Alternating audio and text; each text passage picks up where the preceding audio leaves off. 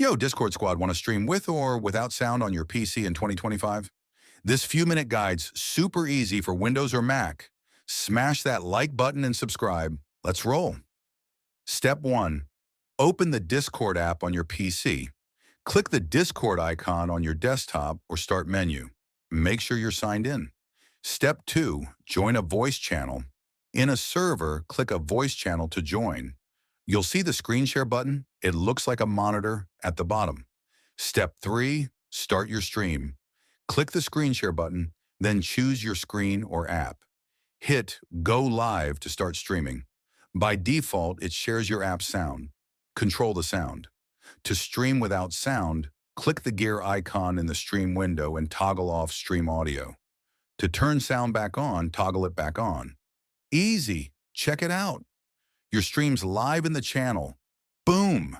Viewers see your screen with or without audio, just how you set it.